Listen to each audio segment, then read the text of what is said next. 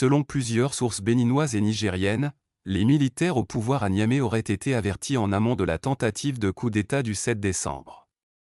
Près d'une semaine après la tentative de coup d'État qui a plongé Cotonou dans la confusion, les enquêteurs béninois s'interrogent sur le rôle joué par les militaires au pouvoir au Niger et plus largement, par l'Alliance des États du Sahel, AES, dans ce putsch raté.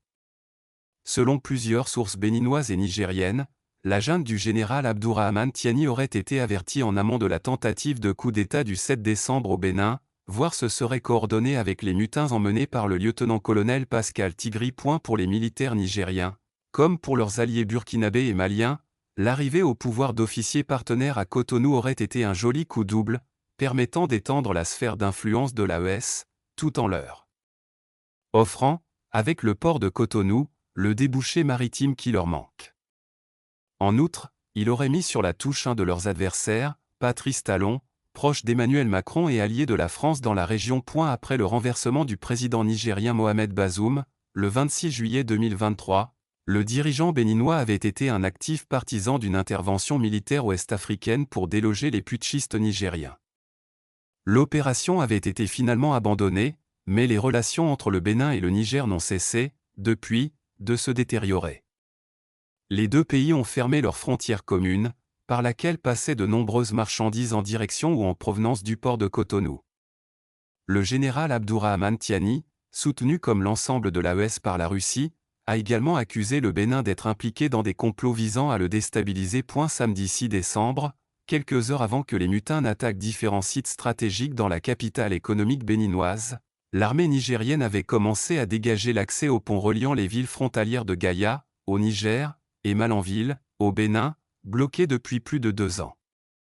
Les conteneurs qui avaient été disposés par les Nigériens pour barrer le pont et les camions massés de leur côté ont été déplacés, affirme une source béninoise originaire de cette zone frontalière. Selon elle, des véhicules militaires nigériens, dont des blindés, ont aussi été envoyés sur place en renfort. Toujours d'après ces mêmes sources, si le putsch avait fonctionné le 7 décembre, le plan était de procéder dès que possible à une réouverture symbolique de la frontière, marquant la réconciliation entre les deux pays.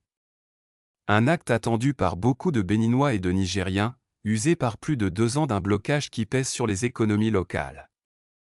Dimanche matin, à l'annonce d'un coup d'État en cours à Cotonou, des scènes de liesse ont d'ailleurs éclaté à Malanville et Gaïa. Parmi les marchandises qui auraient pu rapidement traverser la frontière figurent les 1000 tonnes de yellow cake, concentré d'uranium, produite par le géant du nucléaire français Orano dans son ancienne mine nigérienne d'Arli, dont plusieurs sources étatiques françaises ont assuré début novembre au monde qu'elles avaient été acquises au prix de 170 millions de dollars, quelques 145 millions d'euros, par le conglomérat nucléaire russe Rosatom et devaient être prochainement convoyées en Russie via le port de Lomé, au Togo. Mandat d'arrêt international contre Kémy Séba le 27 novembre, un convoi d'une trentaine de camions transportant ces 1000 tonnes de yellow cake a quitté la mine d'Arli.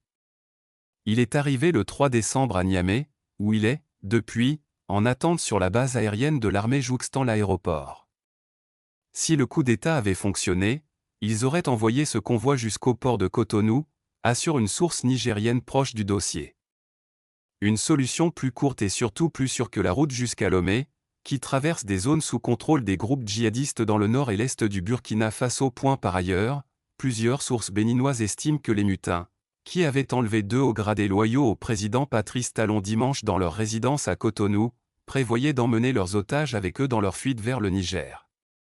Les 2 hommes ont finalement été libérés lundi 8 décembre à l'aube, à Tchaourou, dans le centre du Bénin. Le rôle joué par Kémy Séba, militant béninois opposé à Patrice Talon et partisan de l'AES, nommé conseiller spécial par le général Tiani en août 2024, intéresse également les enquêteurs.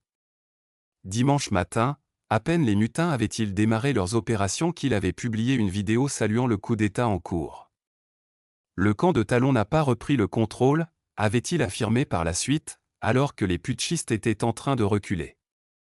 La Cour de répression des infractions économiques et du terrorisme, criait, a depuis émis un mandat d'arrêt international contre lui. Le meneur de putschistes en fuite, nous n'accusons personne, mais nous ne sommes pas dupes.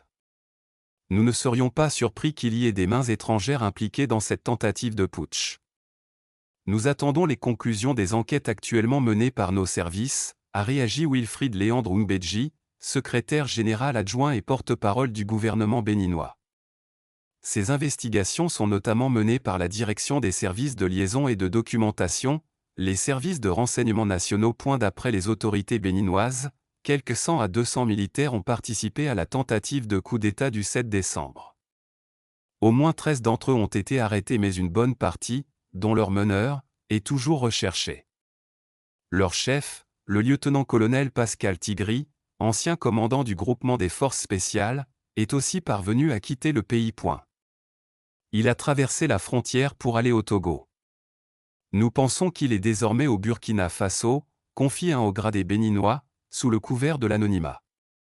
Pascal Tigri, âgé d'une cinquantaine d'années, en partie formé en Chine, est décrit par certains de ses pairs comme un admirateur du capitaine Ibrahim Traoré, le chef de la junte burkinabé.